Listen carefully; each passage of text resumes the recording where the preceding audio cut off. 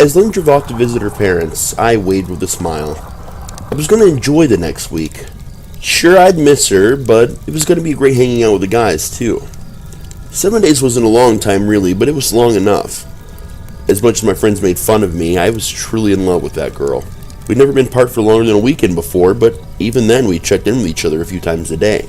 Unfortunately, this time around, her and her parents were vacationing in a cabin out in the woods, so the cell phone reception would be spotty at best, if it existed at all.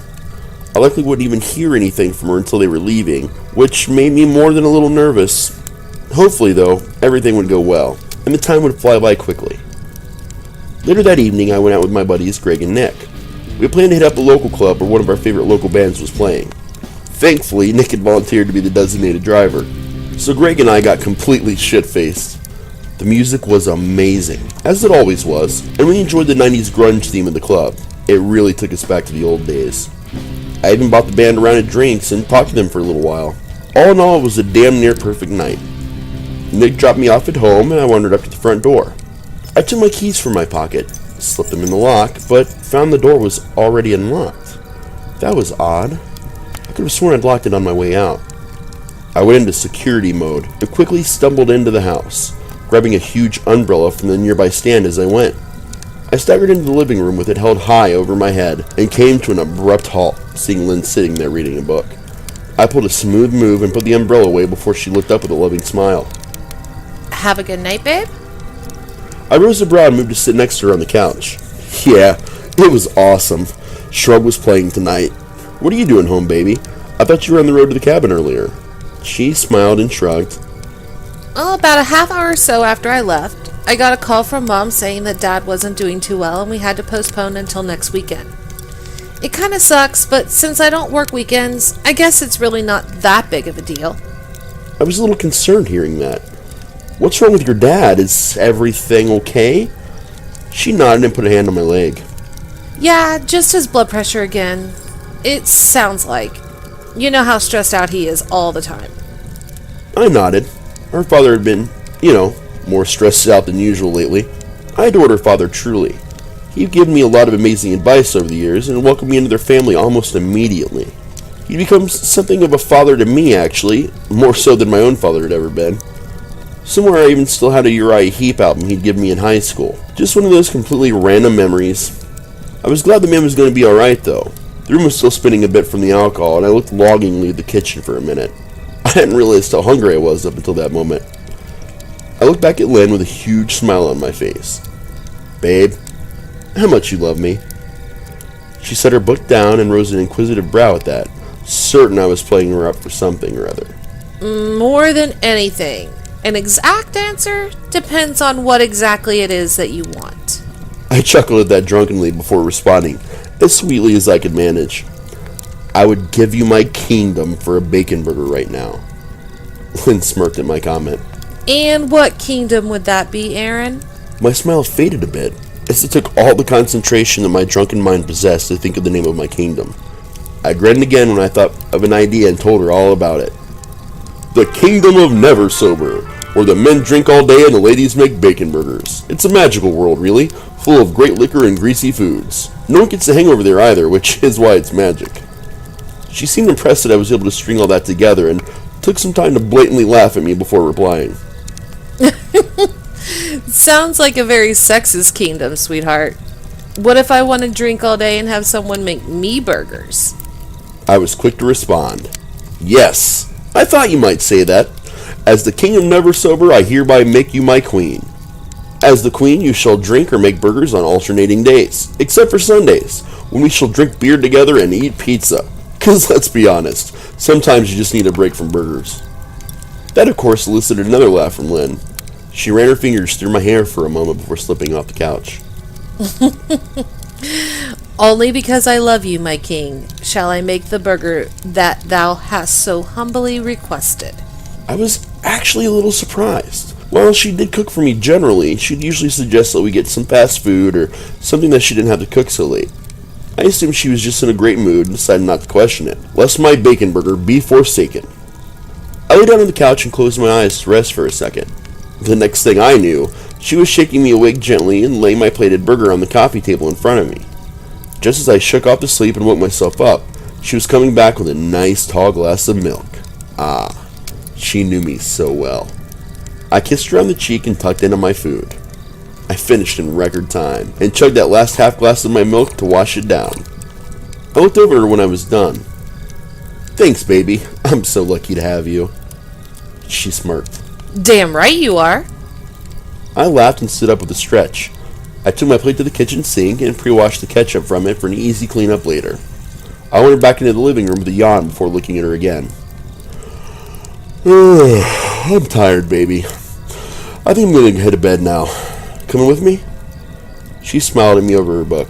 No, I'm gonna stay down here and do some cleaning between chapters. I'll be up in a little while. I bowed my head to her reverently. I shall see thee on the morrow, my queen. I left the room, followed by a new round of laughter echoing down the hall from Lynn. I somehow managed to climb the steps and ditch most of my clothes on the way to bed, where I quickly passed the fuck out. I woke in the middle of the night to strange sounds coming from downstairs. A quick glance to the other side of the bed told me that Lynn hadn't made it to bed.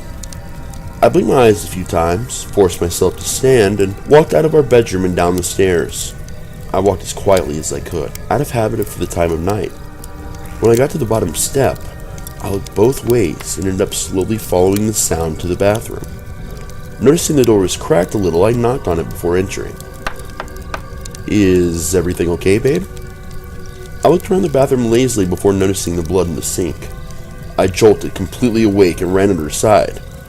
I thought I'd noticed a tooth, but before I had the time to take a decent look, she was running hot water and washing whatever had been there down the drain. I stared at her reflection in the mirror. Oh my god, baby, what happened? She seemed pale, but otherwise okay. I'm fine, honey. It's just a nosebleed. I was concerned. I couldn't remember the last time she'd had a nosebleed. Do you have a headache or anything? I asked. She washed her face before responding tiredly. No, it's just the nosebleed. It happens sometimes when the weather changes like this. Gotta love living in Ohio. I eased a bit when I saw her give me a slight smile. I wrapped my arms around her and kissed the top of her head lovingly before saying, let's go back to bed and I'll rub your shoulders. If you're still feeling bad tomorrow, we'll just, call it a bed Netflix day. She smiled and nodded a bit, allowing me time to lead her upstairs to bed. As promised, I rubbed her shoulders until she fell asleep, then passed out again soon afterwards myself. I woke up the next morning and once again found her side of the bed empty. I yawned with a stretch, and slipped out of bed, headed straight for the bathroom. I was nursing one hell of a hangover, and the best way to start the day in this scenario was a nice hot shower. As the guy didn't turn on the shower and balance the temperature via the hot and cold faucets, I noticed something in the drain. There seemed to be a rather large amount of hair in there that hadn't been there the day before. It was a little odd, but not completely out of the ordinary, so I stood up and enjoyed the water flowing over my skin. I wasted about 30 minutes in there before getting out to towel off. I pulled on some flannel pajamas, pants and shirt, and headed on downstairs. About halfway down, I caught the smell of pancakes and what seemed to be bacon. Bacon twice in a row? This was like some previously unexplored version of heaven. I rushed down the rest of the steps, down the hallway, and into the kitchen. I slipped behind her and wrapped my arms around her waist. She started a bit before turning around with a huge grin and a curtsy. Your breakfast is nearly ready, my liege. I got a huge kick out of that and laid a gentle kiss on her sweet lips before speaking. I can't remember the last time you got up so early to cook me breakfast, babe. Are you sure you're feeling okay? I was only half joking, but I was still kind of worried about her from the night before. She turned back around and flipped the pancakes. I'll be just fine. Just couldn't sleep well last night. Thought I'd surprise you with a nice breakfast. Coffee is ready if you want some. I put the bottle of ibuprofen next to the pot on the counter, just in case. I sighed contentedly and headed for the coffee and ibuprofen. What would I do without you, babe? She chuckled and flipped the pancakes again. I ask myself the same question every day. I smirked, poured my coffee, took a couple of ibuprofen, and went to the kitchen table to relax. Halfway through my first cup, she served me a ham and cheese omelet, some buttermilk pancakes, and you guessed it, the glorious bacon. I put a hand on her arm before she went to get her own plate. I really appreciate this, babe. Love you. She gave me a wink before stealing a quick kiss and hurrying off to get her own plate. We sat there for a while, eating and drinking coffee and making general conversation. Even though she insisted that she was feeling okay, I still for some reason couldn't help but worry. I convinced her to have that bed Netflix day after all. We spent the majority of the day and evening binge watching episodes of American Horror Story, one of our favorite shows. We even took turns getting snacks from the kitchen and making conversation about plot points. It was going on 3 in the morning by the time we realized it. After the last episode of the season we were on was over, Len kissed my cheek and slipped out of bed. I'm gonna go take a bath and read for a bit, baby. I nodded and spoke back to her. She wandered off. If I haven't heard from you in an hour or so, I'll come check on you. I flipped through the newly added section of Netflix to find something that would catch my interest. Like always, I ended up scanning every single row of films listed, which ate up about 30 minutes of my time. In the end, I settled on watching an episode of 30 Rock. When that was over, I headed downstairs to check on Lynn. I found her in the tub reading her Kindle. The water looked a little red, but I assumed she'd use some bath salts or something, which she was known to do now and then. I sat on the closed toilet next to the tub and smiled over at her. Doing okay in there? It's been about an hour now. She lowered the Kindle to look over at me and nodded. Yeah, I just got caught up in this book. I'll be out in a bit. I kissed her forehead and headed back up the stairs to crawl back into bed. I watched a couple more episodes of 30 Rock. By the time the 2-hour mark had passed, I decided to wander back down and check on her again. She never stayed in the tub for this long. She must be going for a new personal best, I joked with myself. By the time I got there, I found the bathroom empty. I glanced at the tub and noticed there was a dark red ring of film in it. There was a strange smell in the bathroom, too, that I just couldn't put my finger on. So I left the bathroom and went in search of her. It didn't take long. She was wrapped in a towel on the couch reading. Babe, are you sure everything's okay? I just found the weirdest shit in the tub. She looked up curiously. Like I've told you 100 times today, honey, I'm fine. Sorry I accidentally used too much bubble bath stuff. I'll rinse it out better before I come to bed so it doesn't stain. That explained the red ring, but not the smell. I decided to let it go for now. I carefully unwrapped the towel from her body, ditched my clothes, and we made love right there on the couch. We've been lacking some spontaneity lately, and it was nice to just go with the flow of things, so to speak. Things seemed a little different, though. It turned out to be the best sex I'd ever had in my entire life, but I couldn't quite explain it. It was almost like making love to another person. She'd done things she'd never done before that drove me absolutely wild. I carried her to bed, where we passed out curled up with one another. Another glorious evening in the books. Despite work, all week we're like that, more or less. There's breakfast every morning, dinner every night, amazing sex sometimes more than once a day, and of course her random disappearances at odd times for baths and, I guess, reading. There were also strange things happening around the house more often. I found that red ring in the bath a few more times, an increasing amount of hair in the drain, and I would swear I saw a tooth in the sink the other day. I was met with increasing levels of annoyance, however, whenever I asked her how she was feeling. The strangest thing of all happened on Thursday morning. On my way to work that morning, I had gotten a voicemail from her boss wondering if she was alright. When I asked Lynn about it, she told me she'd taken the week off work and maybe the manager had forgotten about it. Lynn said she'd give her a call and take care of it. I just couldn't shake the feeling that she didn't seem like herself. Yet, at the same time, was more than enjoying this new her. That night while we were making love, something odd happened. We were in mid-kiss when one of her teeth came out, and it somehow made its way into my mouth. I gripped her face tight on the other side carefully, though, and I was trying desperately to break the kiss in a panic, when all of a sudden her skin just seemed to tear across her face. She jumped up and ran to the bathroom with me hot on her trail. By the time I got there, she slammed the door in my face and locked it, refusing to let me in. That's when I heard my cell phone ring upstairs. No one ever called this late, so I assumed it was probably an emergency. I dashed up the stairs to grab my phone and was in the process of answering it as I was about halfway back down the steps. It was Lynn's mother. Aaron? Hello? Yeah, I'm here. Is something wrong with Jean? No, it's Lynn. There's been an accident. At that, I jerked the phone away from my ear and looked between it and the bathroom door before responding. Had she called her mother already? What's going on with Lynn? We just made it to the hospital. Something attacked her out in the woods a couple of days ago. The doctor thinks it was a wolf or something. but we're still not entirely sure yet.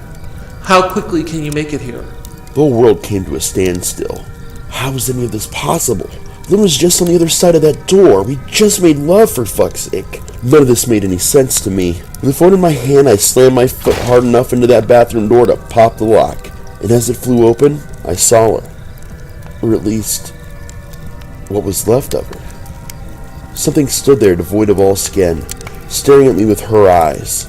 Its mouth opened into a sneer, revealing a glistening hole full of broken teeth and bleeding gums. A twisted, clawed hand swiped out at me, ripping into the flesh of my chest. I screamed and dropped the phone as the creature tried to pull me into the bathroom. I put all my weight behind a boot to its left knee.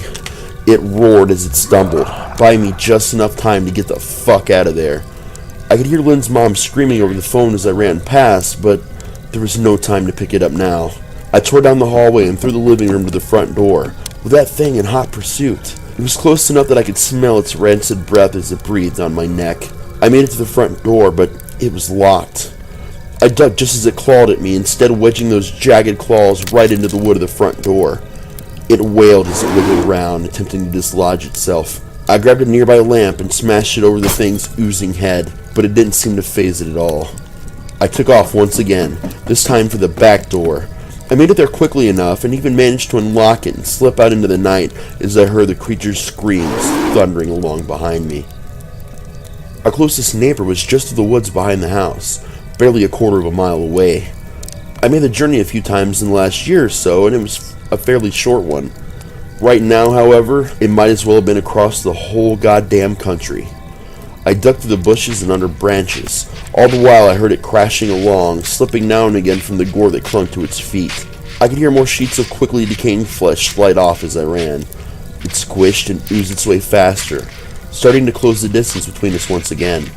I had no idea how close I was to the neighbor's house, and I wasn't sure how much longer I had before the thing overtook me. Suddenly, I made it out of the woods, that old brown and white cottage coming into view. I no sooner left the tree line than that thing grabbed me, dark fluid soaking through the shoulder of my t-shirt as it jerked me backwards and onto my ass. It looked down at me, thick yellow, viscous fluid, gushing at its mouth as its jaw unhinged to open its mouth wider than anatomically possible. Just as it pulled back to its claws for what surely would have been its final swipe, its bulbous head exploded into bloody rotten chunks everywhere, and it fell atop me. I kicked it off and scooted backwards as fast as I could, not stopping until I ran into something solid. I looked back to see what had halted my progress, and saw my neighbor standing there with a smoking double-barreled shotgun. He looked me over and turned to walk away, motioning for me to get up and follow him inside. Not even thinking twice about it, I pulled myself to my feet and followed him.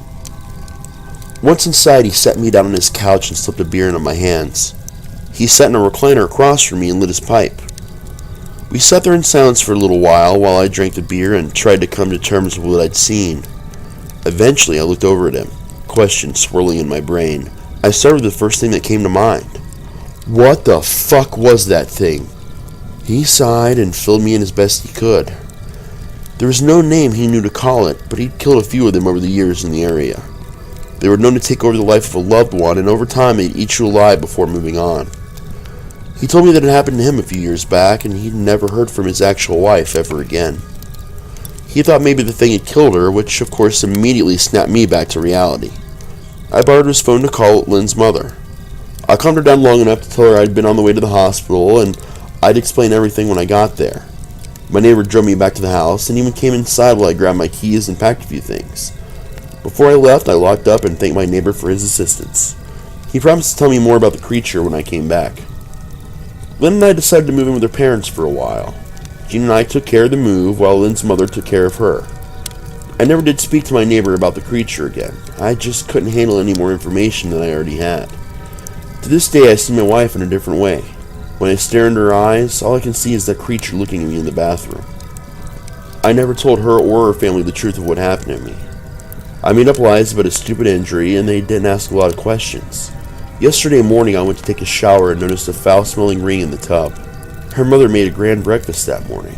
I just couldn't shake the feeling that there was something different about her. Jean was off on a fishing trip that night, and Lynn was fast asleep in our bed, which meant that night would be my only chance.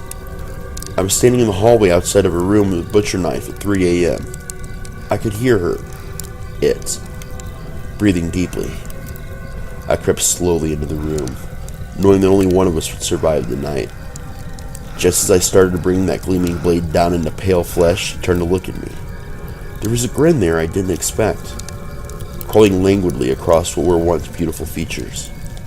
Lynn, Was just the beginning, Aaron. we have your scent now. We'll never. Stop. Coming. For you. Before more words could be uttered, I brought the blade down hard again and across her throat. It wouldn't be enough to bleed it out, I knew. I stayed there for much longer than any book or film prepared me for, cutting off that head. It's about the angle and force, you see, and the effort taken to saw through the spine.